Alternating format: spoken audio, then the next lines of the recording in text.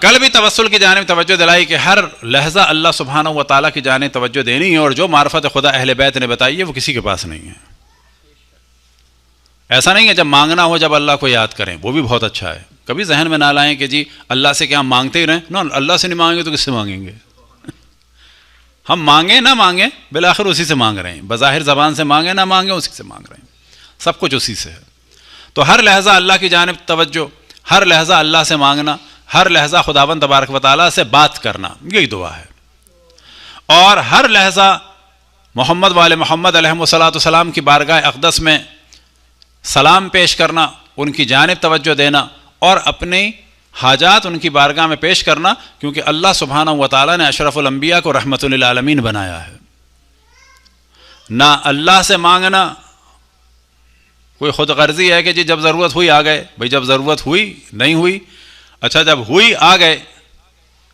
پھر ضرورت ہوئی پھر آ گئے، بھئی تو ظاہر ہے ہر دفعہ اللہ ہی کے پاس آئیں گے اور کہاں جائیں گے؟ یعنی ایک دفعہ اللہ کے پاس جائیں، ایک دفعہ اللہ کے مخالف کے پاس جائیں، نا اللہ کا شکر ہے کہ جب حاجت ہوئی اللہ کے پاس گئے، پھر بے شک اگر معاذ اللہ گناہ بھی کیا لیکن پھر اللہ کے پاس آ گئے، یہ زیادہ بہتر ہے یا گناہ کر کے کہیں اور چلے جائیں وہ بہتر ہے؟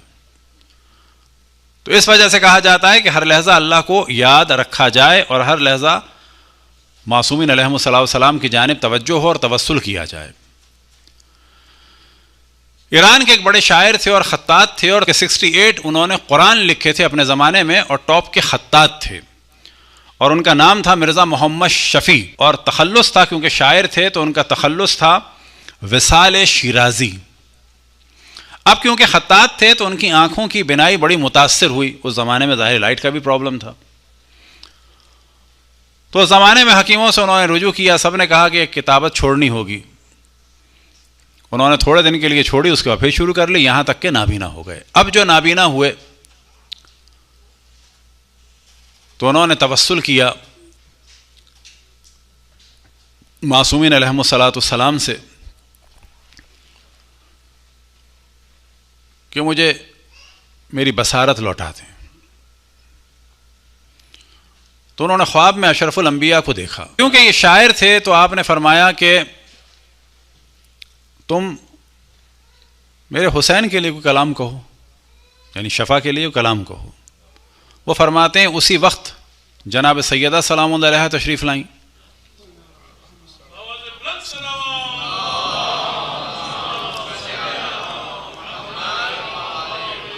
اور فرمایا کہ میرے حسن کو فراموش نہ کرنا۔ اب جیسے کہ ہم نے شروع میں توجہ دلائی کہ بلا شک واقع کربلا کا ذکر کرنا اس وجہ سے ضروری تھا اور ضروری ہے اور ضروری رہے گا کہ ائمہ علیہم السلام کا حکم ہے، کیونکہ اشرف الانبیاء کے بعد جو مصائب اہل بیت پر ڈھائے گئے ان کا جو عروج نظر آتا ہے وہ امام حسین کی شہادت کی صورت میں، اور جناب زینب اور جناب ام کلثوم کی اسیری کی صورت میں، اور باقی اہل حرم کی اسیری اور شہادت کی صورت میں نظر آیا۔ لہذا وہ ایک خاص اہمیت رکھتا ہے۔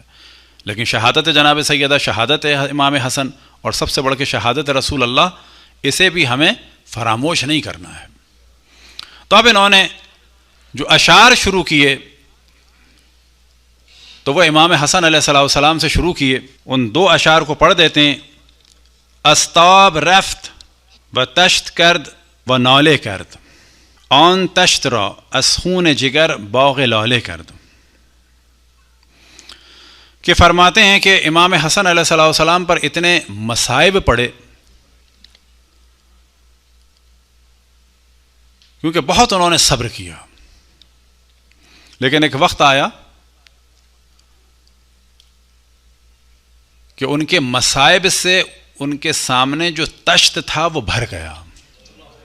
یعنی عجیب انہوں نے ربط دیا ان کے صبر سے ان کے تشت کو۔ اور اس کے بعد امام نے گریہ کیا، آن تشت را از خون جگر باغ لالے کرد، اور اس تشت کو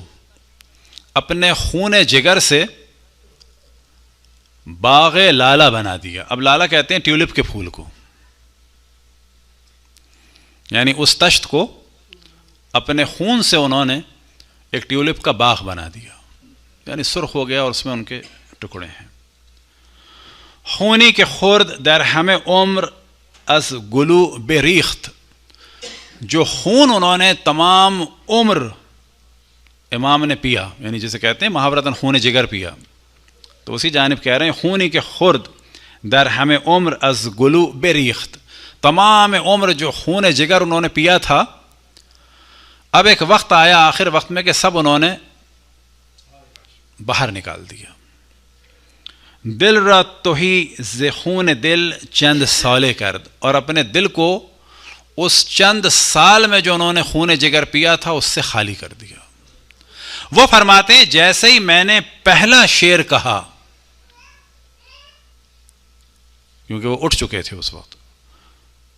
اور اسی خواب کے حساب سے وہ کہتے ہیں کہ میں نے اشعار کہنا شروع کیا، اور جناب سیدہ کے مطابق پہلے امام حسن کے کہے، جیسے ہی میں نے پہلا شعر کہا تو میری بینائی پلٹ آئی۔ باقی اشعار انہوں نے